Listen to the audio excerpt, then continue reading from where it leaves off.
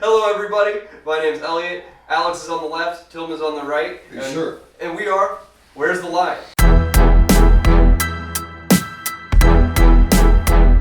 Are you sure? Let me get through the intro, man. All right, we're picking up where we left off last week. Last week we were talking about Rayshard Brooks and how chasing people down after they've beaten up cops. Is it right? Is it wrong? Where are we at today?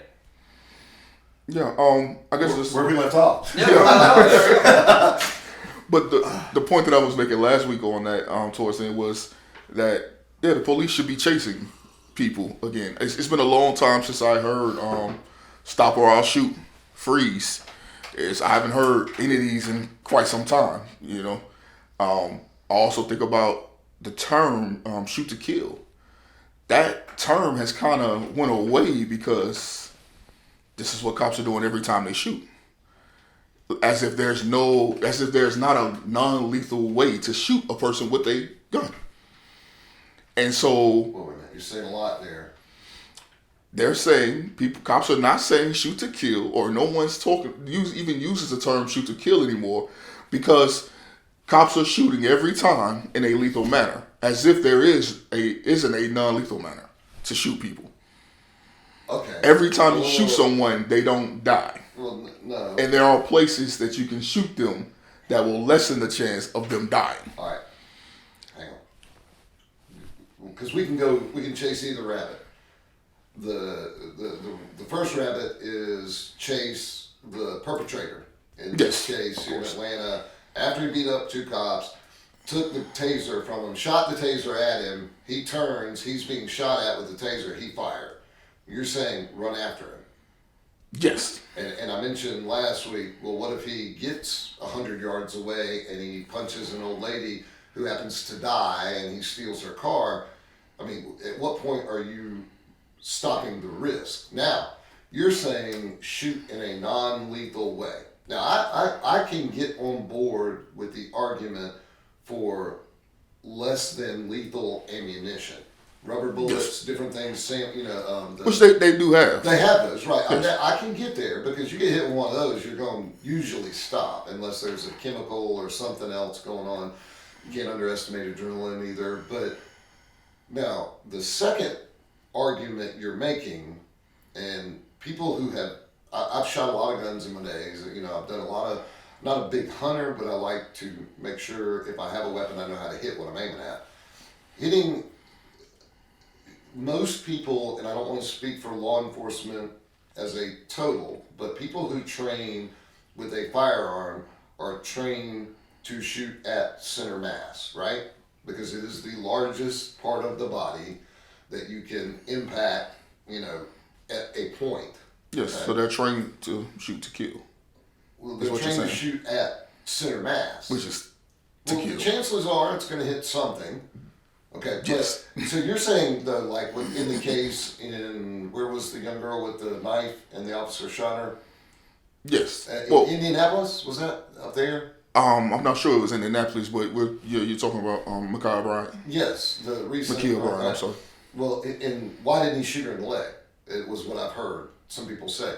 Do you know how difficult? I mean, now you're a big man. You got big legs. Yes. I'm not a big man. My legs, they're that bigger. That's the target versus my torso. The chair again. We gotta get a new chair. Is this big? Yes. Okay. Now, I'm not sure how much you've ever shot a pistol, or if you have. No, not at all. No. You're going to aim at the biggest target. If you're shooting at moving legs, the torso tends to be stationary, so that's the target. They're trained, if they're pulling their weapon and they're firing their weapon, they're trained to hit the target.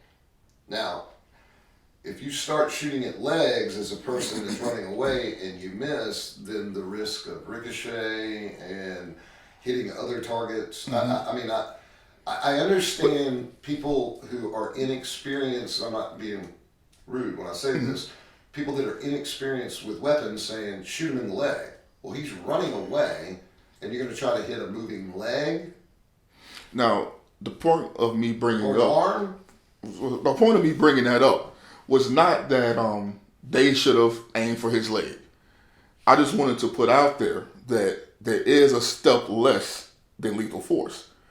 And then there's a step beyond as well. Like you said, rubber bullets and things of that sort, beanbag guns. Yes. Then they have tasers, batons, pepper spray. Like, there are many options before you get to pull the gun and pull the trigger. Pull the gun and aim at center mass, which is right. It's a shoot to kill. Right. So that was the point of me bringing that up. In that particular situation, I believe the officer should have gave chase, especially because the way that he ran.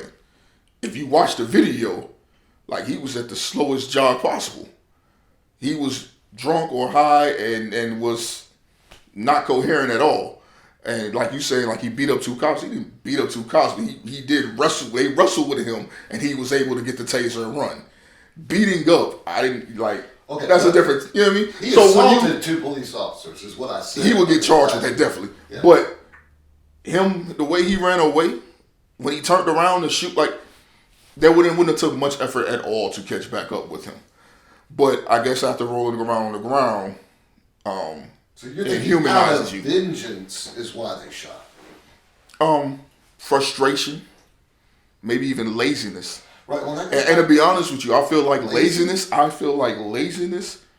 I don't know. You're gonna get a lot of people to agree with that. I feel like laziness is a big part of why we're having the amount of shootings that we have, because in many of these situations, it's this person resisted, as you said last week. Right. And once this person resisted, I'm not giving chase. Would you say that I'll let the bullet chase him? Would you say, and that's what it looks like it's taking place? Would you say in this scenario where you're pulling your gun that the cop himself doesn't have a lot of adrenaline going on? So I find it kind of a weird thing about them being in such a high state of, like, awareness and to be lazy. I guess I can't really, like, understand. Well, and that's the thing, is that I would say that in a lot of those cases. I've if you watch videos of a lot of these shootings, the cops weren't panicked. The cops didn't, lose their mind. We watched a video of Philando Castile getting shot in the back, and the cop lazily walked over to him and just tossed the taser near his body. Like, he took off the run, jogging slowly again. He took the shots to his back, and then the cop just walked over casually and tossed the taser.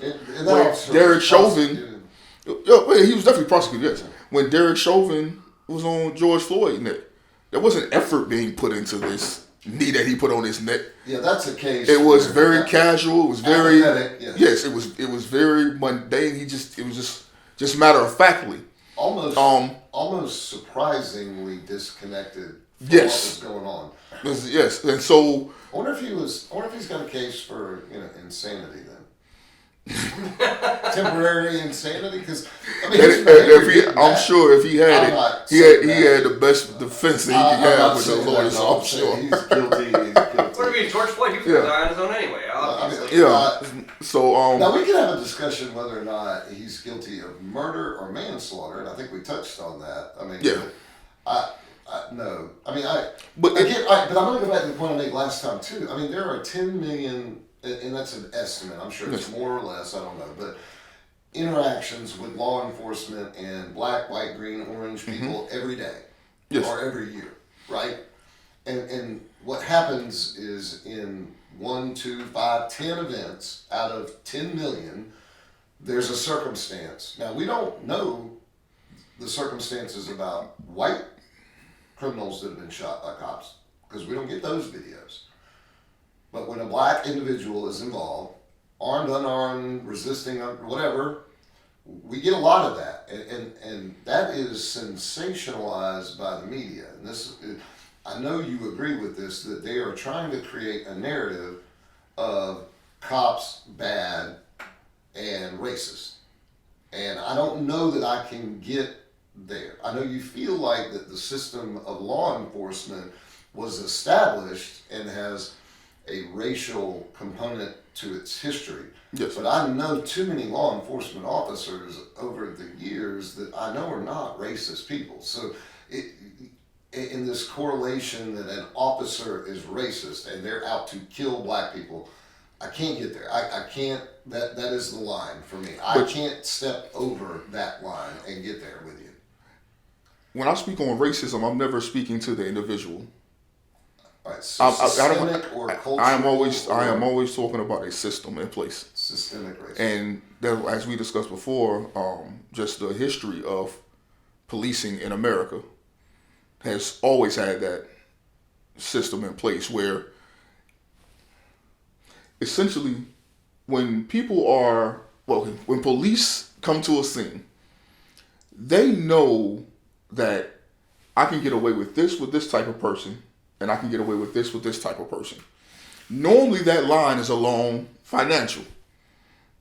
It's along financial lines or economic lines. There's probably some validity. If a police officer pulls up and he finds out this is a judge's son, he's not going to be as aggressive normally as he could be with someone who's the son of a crackhead. There's a difference there. All those things, all those, yes, look, all of that, yeah, all that have an effect. And so, yes, this individual cop may not quote unquote be racist, but when he sees my black skin, he can already automatically assume that I am not economically well off. He can assume that, and then if he sees the car I drive, that'll tell him even more about where I stand financially. And so, you got a nicer car than I have. Do I? Yeah. No, I don't. What year is it? It's a 2012 Honda Odyssey. Mine's an 07. It's a minivan. Mine's an 07 Expedition, so I don't want to hear about it, man. But we're speaking to the generality of things. Okay? Yeah, I mean, you're in a minivan, so you lose a lot of points. Yeah, exactly. You're going to probably get email. Exactly. That's my wife's car. Well, you roll in Bentley. That's what I only drive. In the garage. But, no, but that's... The system tends to show that the last time a high-profile case happened around a white person being shot by a police officer was also in Minnesota. And she was shot by, I believe, a Sudanese police officer, essentially African, black. It's racism. When he shot her... It's racism. When he shot her, that body cam came out immediately.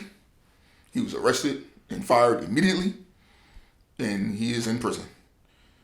Even though it shows on the body cam that she was attacking him when he shot her. Well, I don't know the facts on that. But the whole gist of it is that officers would tend to know, hey, if you shoot this person, that's gonna be a problem. And not that white people aren't being shot, because overall, more white people are shot by cops than black people. And don't give me the adjustment for percentage of population. Yeah, why wouldn't I? Okay. If you're shooting us at a clip relevant. Shooting us? Yes, us, black people. Oh. I'm a black person. I don't know if you noticed that. So that is us. Right, but isn't that divisive language though? Because see, I can't say shooting them referring to black people because that's a racist statement. Why couldn't you say shooting them? Because that's not racist. That's how it's interpreted. Why would it be interpreted that way? And by whom? Well, if I say them, then I'm separating myself from them. Because you're not black. So, yeah, you would right, do that. But there in are people this today conversation. in the media that would separate that and say, he referred to black people as them. What does that mean? Come on, you know the sensationalism I'm talking about. No, I have no idea what you're talking about. So if I refer to white people as us, say, well, when we, being white people, see black people, we, or an officer, we react a certain way. That sounds race baiting. That sounds. But you're talking about the way that you all react as if y'all behavior is different based on the fact that your skin is white. You're saying that your behavior is different. You're implying that by saying we, as black people, because our skin is black, react differently. No, that's not what I said at all. I think what we're dealing with the topic here is the that of othering. So basically, any kind of language. What? It's called othering. Is it really? Yes. Yeah, it is. Yeah, I went to theater school. Oh my god! Don't tell people. Thespian. Yeah. With a P. Don't. I don't know how to spell it. But that's what we're. Othering. Yeah, we were talking about cops shooting black people. Right. So when I say when they shoot us. Right. That's not the behaviors of black people at all. I'm talking about the behaviors of cops. White versus, no. Okay. No, never that. Okay, and to be clear on that. Blue. Exactly. I do not differentiate amongst cops. They said they are blue, so that's their race, as far as I'm concerned.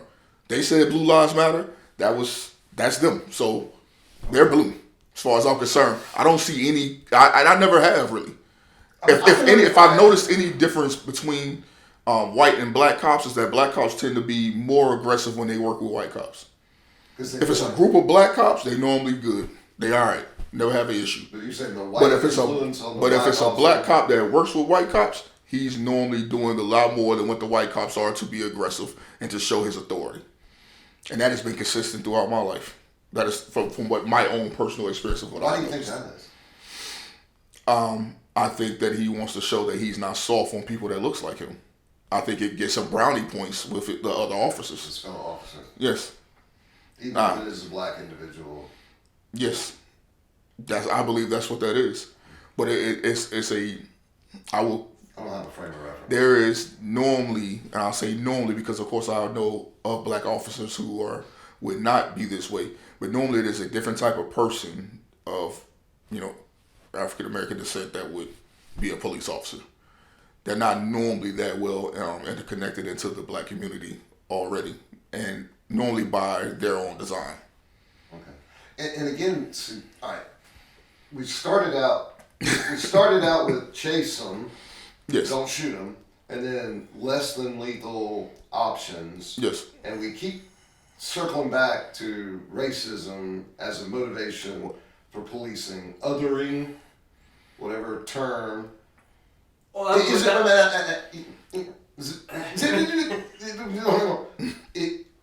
can we talk about these issues without making it racial? Is that possible? Yeah, I have no issue.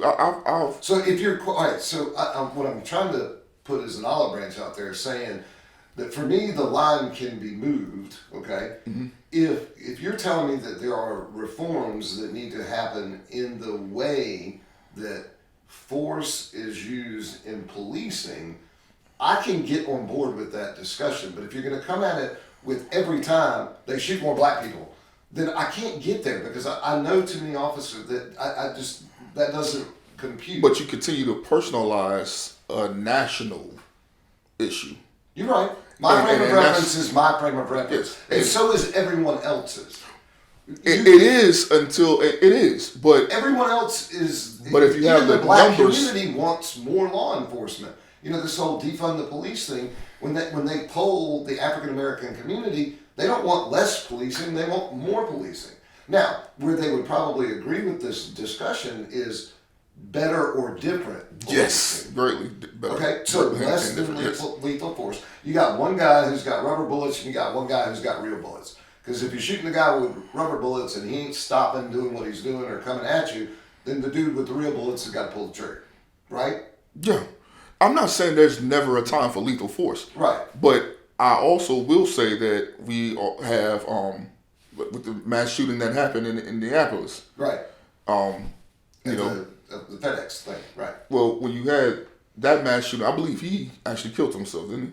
I believe he actually killed himself, but there was one prior to that. Here in Atlanta where they caught it, they got him. Yeah, they were able to take him in. Right. It is a regular thing when a mass shooting happened for that person to be captured and arrested, and unless they commit suicide. And so, to me, it's difficult to understand how is it that someone who's killed 10 people or whatever, yes, we can catch him. We can catch him. But a young black man resisting arrest at a car stop gets shot. Yes. Okay, I get the. That is very difficult to understand. And so, even if we do step away from the racial aspect, which I was on that years and years ago, I remember I had T-shirts made with the faces of white victims of police brutality. Where's that shirt now? This was like 7-8 years ago. But I had pictures. It was 6 faces. There was a grandma. She was a Sunday school teacher who got shot by a police officer because she refused to roll a window all the way down for him. I think I remember that. There was also another guy who he was a homeless man. I believe it was in California. He had got beat by 7 or 8 police officers. They beat him to death. Rodney King? No. This guy, but he was a homeless guy. And the thing about that stuck with me, of course, that he was crying out for his dad. As they beat him to death, he just kept calling for his dad, and that inspired me to make the t-shirts and to try to push the idea to people, which the t-shirts had their faces and it said, they get y'all too. And I wanted white people to see that it's not just about us. Police are killing people. Now, the reason, of course, that people push the ideal of them killing black people is because we're 3 times more likely. 35 per million. Like, it's 3 times more likely than a white person is to get shot by the cops. But y'all, overall, we're dying about the same. And it's a problem. It is a real issue. And it happens when it happens to white people also, it tends to be, like I said, on that economic scale. There are many cases where the person that they killed was homeless. And because they wouldn't move out of this particular area, or they couldn't communicate well because they had some tragedy that messed with them mentally, they had mental issues, the police officers, instead of, approaching the situation, trying to de-escalate and figure out how to best help this person that's troubled, they are killing them. And so, valid points. Yes. All of those are. I don't think I can argue with any of that, and or would want to, but why? Again, I go back to you made my point. It's not about race, and if the solution, is let them run the same way that they'll call off a car chase, I guess, if it gets out of hand, because that person has committed multiple felonies, put people's lives in danger, so forth. If the default is let them run and chase them, then, my question is then what's going to happen if we let that guy run? He does kill someone else. Are you going to blame the police for that too? It gets into I'm not saying let funky line, but I think you're valid there.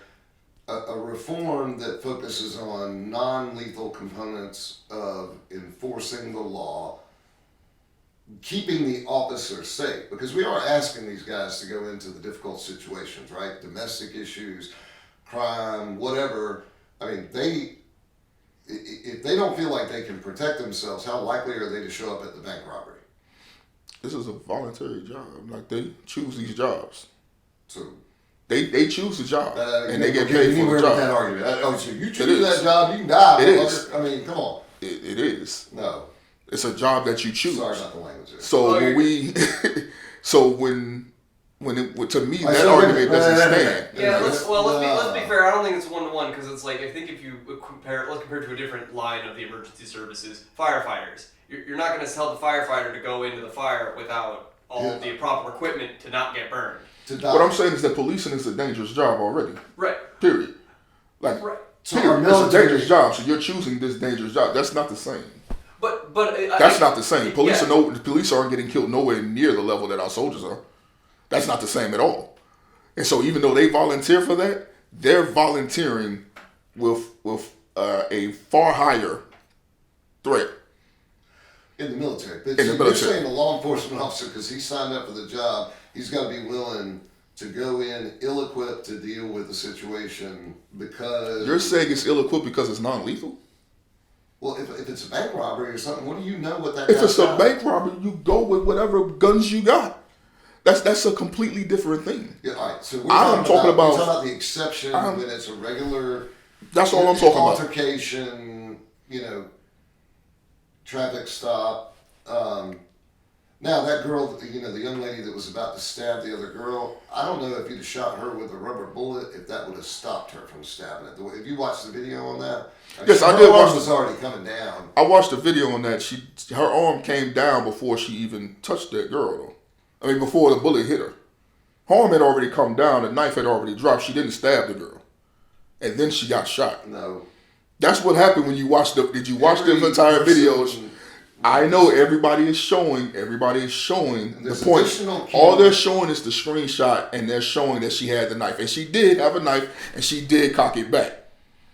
But before she got shot, security camera footage from across the street. If you watch that, it clearly shows that she was going to stab, and when she shot is when she dropped. Okay, I haven't seen any additional There's security additional coverage if you Okay, but look it up. the video I saw didn't have that at all. But either All right, but either if you way shot on her that. with a rubber bullet, you think that would have prevented her from stabbing and potentially killing another? I mean, okay. Yeah, I believe that she could. He could have shot her with a rubber bullet. He could have tased her. He could have done any of that. Okay. There's other lethal options, and that's why I talked to you before about, especially with tasing. Like, I've watched multiple people. Yes, there are people who get tased and they can fight it, and that's about the voltage that is set at. Right. But I'll tell you this: if I would prefer someone being tased with the highest maximum voltage you can, which could possibly kill someone. I do understand that, but it's a lot greater chance that they'll live than if you're shooting them at center max. Right. Yeah. Exactly. So she could have been tased, and I've watched grown men get tased and drop just like that. I have to. So when you are talking about this 16-year-old girl, yeah, you could have tased her.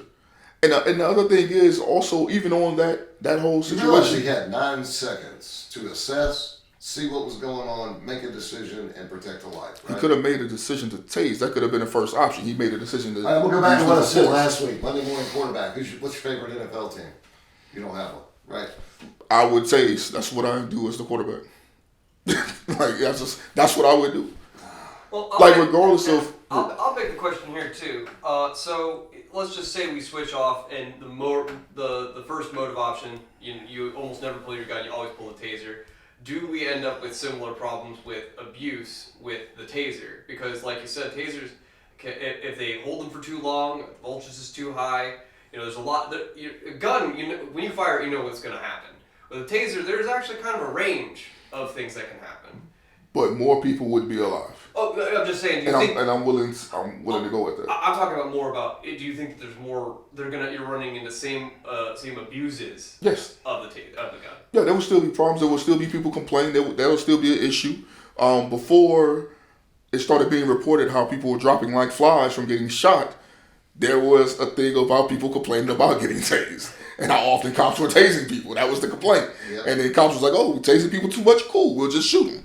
And that's what happened from there. They don't complain. But that person don't complain. Now the rest of the world is. And so, yeah, like that's, to me, I don't understand. I'm not going to grasp not feeling like you have to pull your gun. That you have to pull the biggest weapon in your arsenal every time. And I told you, I'm on board. I understand these are, like you said, there's 9 seconds he had to assess the situation. I understand that, but your go-to shouldn't be your gun. Well, and if his gun was loaded with, I thought about this at length, knowing that we were coming back to this. Hunters will load like a shotgun, okay? You'll load, your first round is going to be a deer slug. Right, because you feel like you got a good shot, you can put a heavy piece of lead out there and knock that deer down if you shoot with hunting with a shotgun. Now, if you miss or that doesn't drop him, the next round is usually buckshot, which shoots out 10 or 12 8 to 12 pellets. A broader where you're more likely to hit the critter. Because birdshot, right? Well, buckshot and birdshot. Well, then you go to like double-aught, single-aught. Oh, okay. There's a step down. Each time the pellets get a little smaller, and there's more of them. Birdshot, you don't want to shoot that at a deer. They'll laugh at you. I had somebody told me something about. Well, yeah, how to load up a shotgun. So you only got 3 shots, so it could be a deer slug, double-aught, single-aught, buckshot gives you bam, bam, bam, best shot to drop the deer. In rifles, some people will put, a higher grain bullet in the first one. It'll go faster and further. The second one, maybe less because it's maybe more accurate. I mean, people do load their weapons that way. People that know it, hunters, sportsmen, people that shoot at targets, if they're using a smaller caliber, like a 22, which is essentially what an AR-15 is, really. It's a 223. I mean, it's a 22, right? Just a little bigger, but it's got a bigger bullet. It's got a bigger thing that somebody knows the technical term, I don't, behind it with more gunpowder, right? But you can load it with as many grains as you want, depending on what your target's shooting. If your target's shooting at 100 yards, you don't need as much grains if your target's shooting at 300 yards. Now, you wouldn't use a 22 necessarily for that, or a 223. You'd use something bigger. But, you can modify the ammunition. So you could have a standardized thing that in a clip that holds 15 rounds for an officer, that the first 3 rounds are rubber bullets. And train them, or the first 4, train them to double shoot. If that doesn't do what you need it, then the 5th round is a full metal jacket or a hollow point.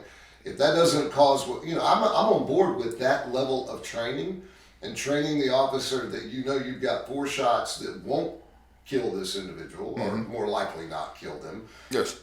Non-lethal. And if that gets them their attention enough and it stops them, now it won't be just one officer. Each officer would have 4 rubber bullets. You shoot a guy with 12 rubber bullets, he probably ain't moving. I mean, and you could put in there the, what do they use inside of the correction facilities? The paintball guns with the... paintball guns or beanbag guns? Well, they use the paintball guns that are full of the pepper spray type, but it's the chemicals, so it hits, it disperses too. I mean, that might, you might have that as an option before you pull out the AK-47 or whatever, the bazooka and blow them up. I mean, I would be on board with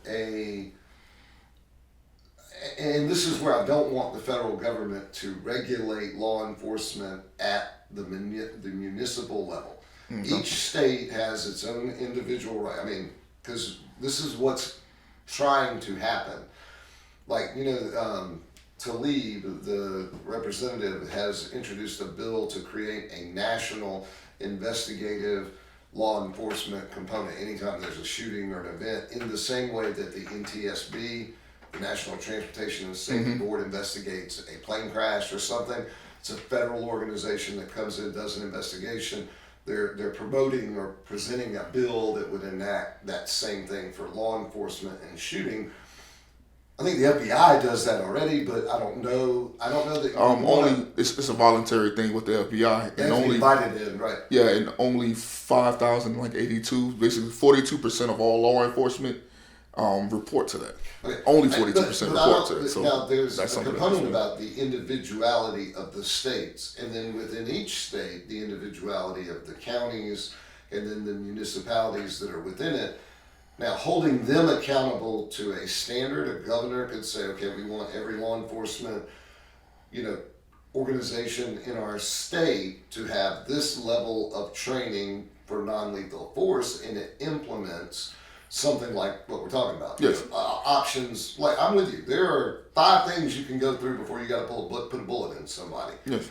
Now, in that 9 seconds, 3 seconds, 5 seconds, training an individual to be able to respond to that when the previous 10,000 encounters they've had have been very peaceful, docile, even if they arrest somebody, DUIs, drug dealing on a lower level, domestic issues, whatever, even if the other 10,000 things they've dealt with are normal, we're going to trust that his training is good enough that in that one moment, in that one instance, he's going to be prepared to use other than lethal force.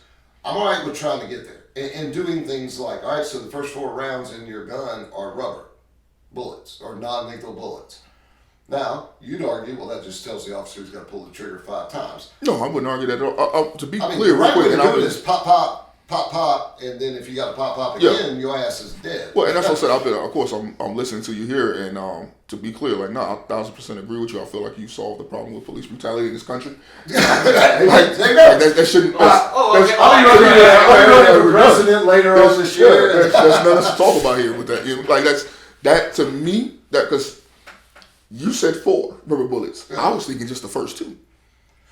Well, because they say they train them already to fire 2 shots. Correct. And so if you're trained to fire the 2 shots and you assess the situation, then if you need to fire again, you're saying 2 more. That's better than what I would give. Well, I just want opportunity for people to be safe. Disagree with me completely and say no. I don't know, but I've never been shot with a rubber bullet. I don't want to be shot with a rubber bullet. Anybody else? Yeah. I mean, I don't want to know what that feels like, but I imagine it hurts like hell. And if that doesn't get your attention, then you got an officer behind you that might have a long gun that they pull out. I mean, there's usually more than one officer at the scene, except for in the case with the young lady in the night. He was the only guy right there, right then. He had to make a choice. But had his gun been loaded with rubber bullets, would it have had the same effect? Amen. I don't know. You know, and you can't go back and say, okay, what if back then? We can say, what is the solution? Because I'm glad we got here, because I think as a country as a whole, you and I, and even Elliot, in all of our discussions, we can focus on creating this ethnic, racial, systemic problem. Well, okay, let's talk about it. I can tell you about how I feel like I'm mistreated because I've got a history and I work in a field where that limits what I'm capable to do. And people don't consider that maybe an educational component. It gives me relatability to people. You and I would not have the conversations that we do if I didn't have the background that I do, right? We wouldn't have the level of trust. Of course. And it makes me good at what I do because there's not many circumstances that come to me that I can't relate to because I have the trouble. I fucked up. I made mistakes. It excludes me from doing things. Now, is that right or wrong? Is that a form of judgment, you know? Or do you say, well, because you made those stupid choices, you shouldn't be trusted with X, Y, and Z? That I can argue that that's a systemic problem too, you know? And I would agree with you. So we can sensationalize every issue that we don't agree with into something of a broader picture of racism, judgmentalness, all of those things. We can put that out there. But if we don't come up with solutions, this is where I take issue with BLM. I take issue with Kaepernick, and I don't really like where NBA. The commissioner you talking about? The commissioner of NBA. I can't remember. 23. LeBron James. LeBron, is he the commissioner? Was that a joke? He might as well be. Okay, yeah. I don't know that I like LeBron putting out the tweet with the picture of the officer who shot that girl. He took it down, but he said, "You're next." I mean, I don't know that I like, because now you're just creating more division. At what point are we discovering where the line is, where a black man and a white man, or a black community and a white community, or a law enforcement community can sit down and say, okay, we know there's a problem. And I'm past the point of people saying, well, only certain people think it's a problem. I think it's a big enough issue that there is a problem. You've identified that statistically, whatever. We have an answer. Let's run with the answer. Yeah, and I'm with you there. We should find an answer. But what I would never do is disregard or shame anyone for recognizing the difference that is already in place. Like you said, that what they would be doing is causing division. You pointed to LeBron James and said that causes division. It doesn't cause division. Division has been in this country since the inception of this country. We have been divided from the beginning. So to acknowledge the things that continue to divide us and say, "Hey, this is a problem." Well, let me acknowledge this. There's nothing wrong with that. LeBron James is an excellent basketball player. Yeah. But I don't believe that he has a degree in sociology, psychology, law enforcement, criminology, or anything like that. I really don't give a shit politically what LeBron James or Colin Kaepernick have to say.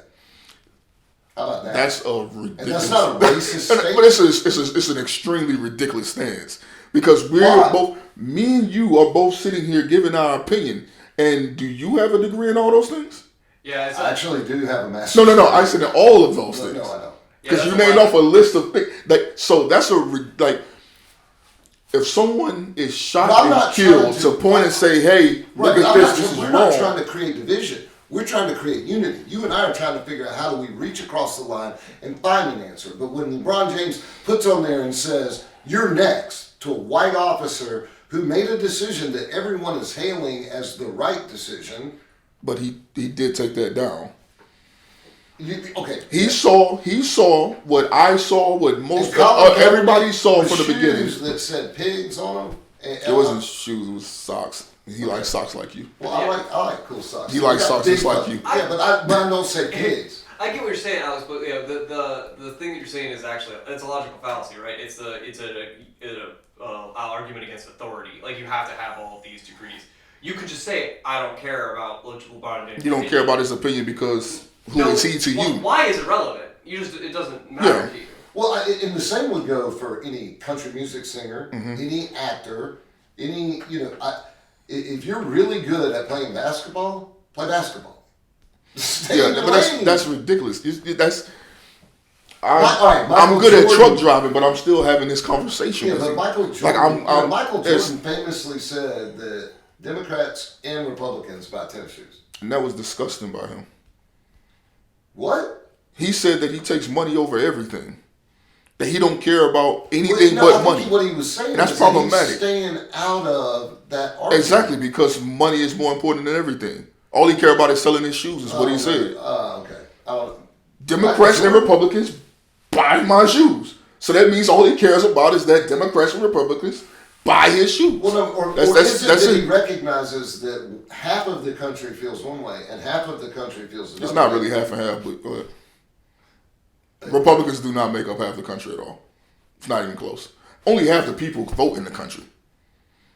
And then less than half of it, Republicans haven't won popular election since George Bush. Like, you don't make up half. Republicans don't. They just don't. You don't. You're Republican guy. You don't. I have not stated my political position at all. Whatever. You have. Fiscally conservative is how I would. Hey, look.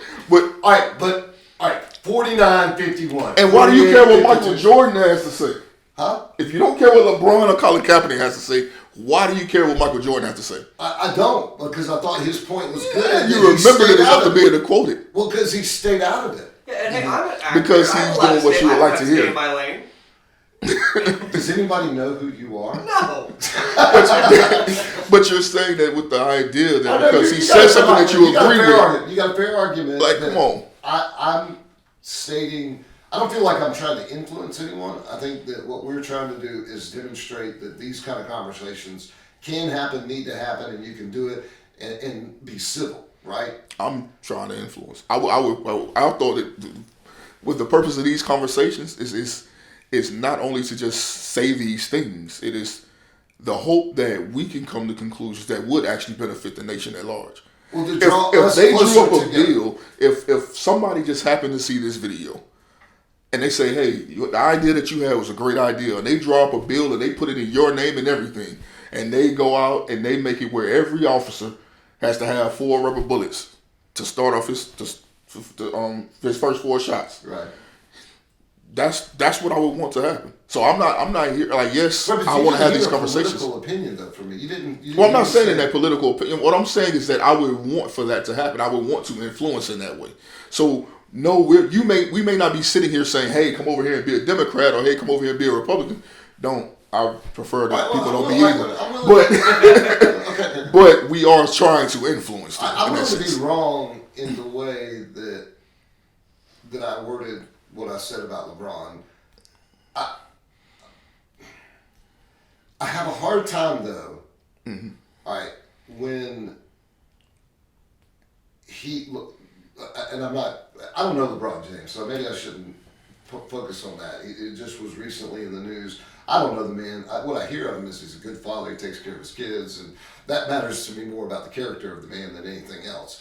Maybe I don't like his words in the moment, but when an individual who happens to be very famous and is idolized by umpteen million kids around the country makes that issue, right, about American law enforcement, but refuses to comment on China and the oppressions of China. But you know how much money the NBA draws out of China? Mm-hmm. Okay. At some point there, is it self-serving, or is it gaslighting? If you're going to advocate for the right, individual rights as it comes to law enforcement, black, white, green, or purple, mm-hmm. right? Then why are you not advocating for the people in China that are oppressed by the Chinese government that is known to be oppressive? They put people in, concentration camps or labor camps over there. I mean, they're a communist socialist country. We can't talk about them because if we do, they'll take the NBA out of China, and they get a shit ton of money out of China for it. now LeBron acts like you're claiming Michael Jordan was acting because he'll talk about one thing. I'm glad you brought that up because exactly. But what did you say when you brought up LeBron James and Colin Kaepernick? You didn't want to hear from them because of essentially their lack of knowledge on the subject. So he goes to China. And when it comes to things that happen in America, LeBron is American. When it comes to things that happen with black people, LeBron is black. So those are two givens. Yeah. So I'll concede once you go to China, he can also play basketball. Yeah. So he has some He's knowledge. I'm gonna say this: he's never gonna be as good as MJ. So all right. That's a whole other conversation. Well, certainly when it comes to Space Jam, okay. Look. Okay, he's never gonna be MJ. All right. Like 6 for 6 NBA Finals. Yeah, we argue that all day. I'm not gonna do that at all. But he even put his number on. He can't. Yeah. Okay. Come on. But either way it goes, like I said, LeBron is black. He's American. He knows what's going on in America with black people. When you go over to China, I can be wrong. Lack of knowledge, you don't speak. Well, no, and I can be wrong about the way I worded what I said. But I do hold that with not just athletes, with actors and singers, country music, white people, black people, green people, orange people. When you have your fame based on the fact that you can read a script and act in front of the camera, or that you've had a God. I mean, how many people are 6'8" and can do what LeBron does? Nobody. Not many, right? Nobody. Right. And even Colin Kaepernick, who was an excellent quarterback, took his team to the Super Bowl. I do think his time ran out. I don't know that he's blacklisted. We can get into that discussion, but whatever. There aren't many people that have that talent. And so therefore, they do get attention. But I don't know that gives them a forum or a platform to begin to try to sway or influence people.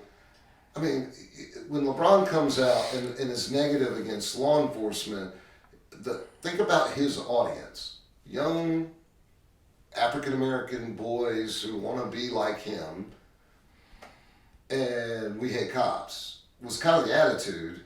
I just worry, I don't know that that's being responsible with the platform that you do have.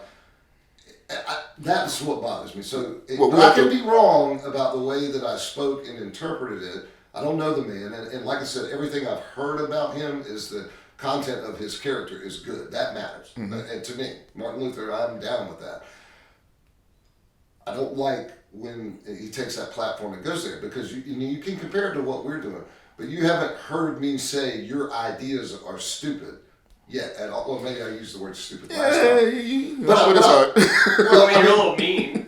Huh? You're a little mean. I'm direct, but we're iron sharpens iron, right? Yeah, definitely. So we're hashing out answers. I'm not just coming on and saying Tillman's stupid because he's black and he thinks that all cops are racist. I'm not doing that, and I'm not putting a picture of you on the internet saying chastise this man because he believes all cops are racist. I'm not. What I'm doing is sitting down with you so that this we, not black, not white, this we can have a conversation and move the line closer together of understanding and come up with an answer like rubber bullets or the first 4 rounds or something, or that not everything is racism.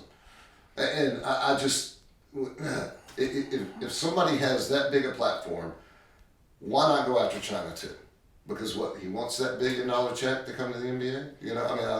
I don't know. To be clear, LeBron just, you're talking about the NBA, and yes, the NBA is how he garnered his fame. Yes. It is not how he truly garnered his wealth. Because LeBron James' wealth comes from everything that's marketing outside of it and his businesses that he has built outside of it. Yeah. And it's his film company and like all of them build most of their wealth outside of it. Yeah. So his major concern with how the NBA get their money, like that's the NBA's job. That's not his job. Right. And so for me, do I know exactly why he did or didn't do whatever he? No, I don't. But I do know that that's China, and that's not his ballpark. That's not his realm. So in my eyes, he did exactly like you said what MJ did. I don't know, so I'm not going to speak on it. And there were people upset about it because they stand on one side. Well, guess what? Anytime you got somebody standing on this side, there's somebody also standing on this side. Right, I just made the argument he couldn't pick that charge. You told me it's not 50-50. Well, it's not. May not be 50-50. It could have been 90-10 over there. All I know is that it's divided. Right. And so he may have chose not to speak. Uh, If he's spoken since then, we don't know anything like that. We can But- move off of LeBron. I didn't mean to make it as firm a statement as I did, but I do think that the context of what I'm saying is right, though. If you're going to be that passionate, and your argument is that because he's black and American, he can be that passionate. He's not Chinese, so he can't make a stand against. No, he can. He can. But if he doesn't know what's going on there well enough to make a stance, then you don't make a stance. You don't think he knows? No, I don't know. I think he would know more than I do. Because Because I know nothing about it. Yeah, of course, you know what I'm saying? Yes. I mean, But to make a stance on it, I don't know what his opinion is. So, like I said, I don't know. That leads into another question. That's all part of the foundation of why we're doing this, right? To create a dialogue between a black man and a white man, right? Is it that a lot of people are saying things that they really don't know what the hell they're talking about? And they just kind of stick to something because it's cultural, because it's what their buddy said, because CNN said it or Fox News said it. You know, this is bad because, and okay, I'm going to get behind that. And are we talking about now, you know, a generation of people that are going to be influenced by the opinions of others instead of taking the time to do what we're doing, figuring out a stance? I mean, you know, are they learning enough, or individuals, are people learning enough about what they're talking about so that they can have a civilized discussion, or does it have to go straight to racism, rioting, you're a horrible human being? I mean, excuse me, Elliot, chime in here. You get what help me say better what I'm trying to say. You think that people are stirring the pot by following what basically the media gets money off of? You know, more views, more anger creates more money for that industry, and people jump on whatever side they identify with. And don't take the time to actually talk. Right. Yes, of course. Because doing research is not as easy as Googling it. Sometimes it's a lot more nuanced. Yes. Sometimes you got to go deep, but it's easy for someone to get on board a simple, clear message if they feel threatened. Right. And it's more challenging to sit down with an individual who you might disagree with. Oh, yes. And talk it out. And what I've always found with you, with almost every human being I've ever talked to, greater are the binds that hold us together than would ever tear us apart. Yes. Right? Yes, I mean, and it says that in the U.S. Constitution. You know, greater are the bonds that hold us together than would ever tear us apart. And if we sensationalize and run with a one-line topic of racism is rampant in blah, blah, blah, and don't sit down and try to understand that from your viewpoint, your culture, you know, the black people, right? And we, the white people, don't sit down and try to look at that. And we, the white people, don't try to help you understand what we see. Then there isn't that, you know, now we're just standing here throwing bottles at each other, or bombs, or whatever, and we're not trying to communicate. We're not reaching a hand across that line and saying, okay, let's talk, let's figure it out, because this takes work. Yes. This is hard. Yes. I mean, and I got news for anybody out there. It is not easy to sit here and have this kind of conversation, because I know my internal feelings on some of the things you say. I'm like, man, come on. Now, I think I probably say it more than I should, but I know Tillman's I know you got the same thing. Oh, of course. What the fuck did he just say? Elliot's in La La Land. He's like, man, I don't know what they're saying. Well, it's just because I was like, there's a window, okay? I get distracted. There's not a window in this room. Oh shit, there's a mirror. No, I think... These conversations are hard because, and the thing is people don't do them enough. No. And if we get anything out of whatever the hell this is supposed to be, if nothing else, you and I are better for it. Yes. Right? Oh, yes. I mean, I know you talked about influence and the potential for other people to hear it, and I'm down with that. That's the reason we agreed to do this in the beginning. Of course. But if nothing else, we're better. There's a better relationship between a black man and a white man because of the way that we do this conversation. We have a greater understanding of each other's view, and have proposed potential resolutions, none of which we have any power or influence to create. But we can I can understand the view better from you, and you understand the view better from me.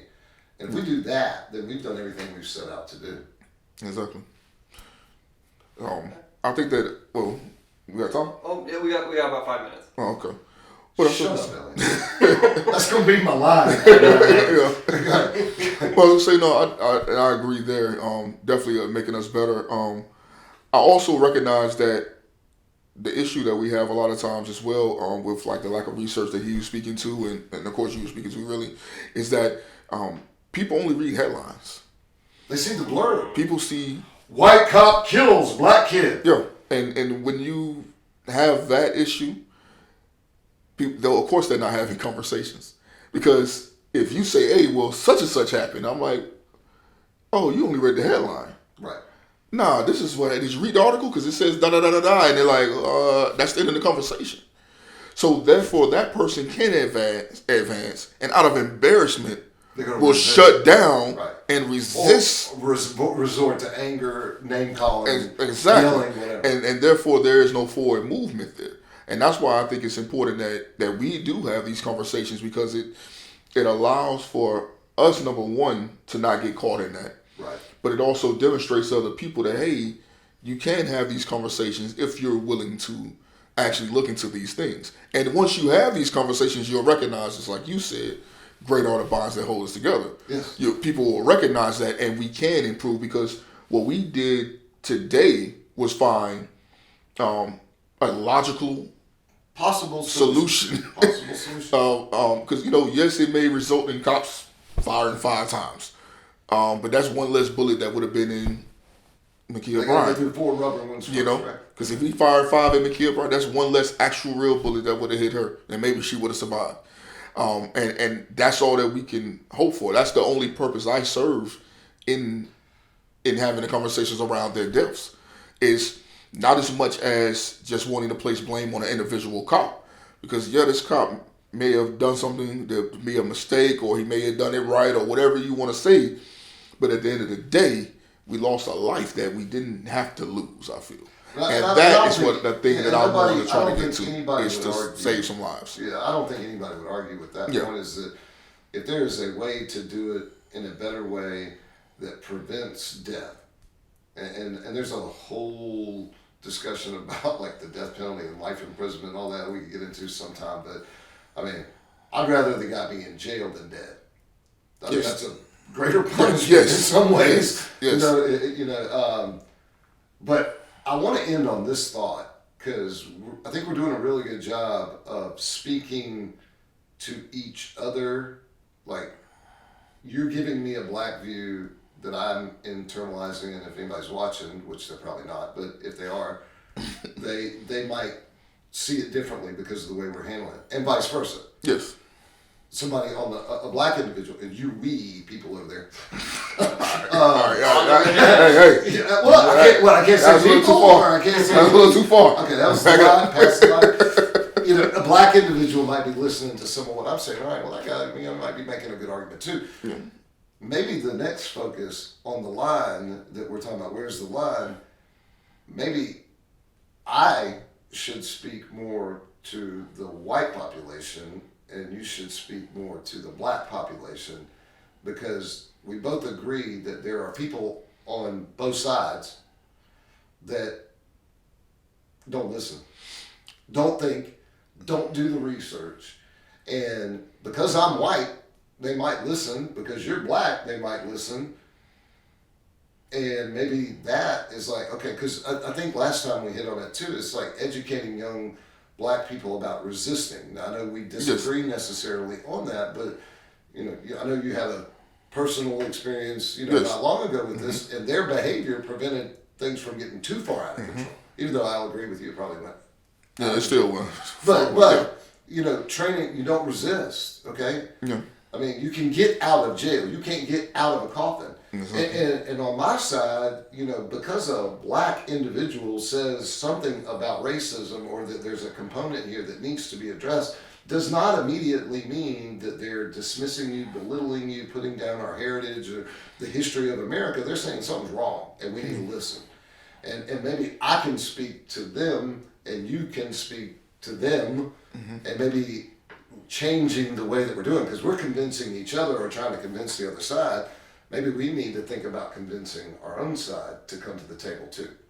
Yeah, I agree. I felt that's something that we would get into actually this week with Makia Bryant, because I had some thoughts on that. We can save it for her. I had some thoughts on that I know that my community probably would not be happy with, but we'll hit it feel like need to be discussed. Well, So, and I think the BLM issue with the funding and the $90 million definitely needs to be discussed as well. That would piss me off. Yeah, that wouldn't bother me. We are all pissed. Okay, we the people. We the black people. We the black people. We the white people probably agree with you. Well, we're gonna wrap it up there. Thanks everybody for watching. Shut up. Oh my god.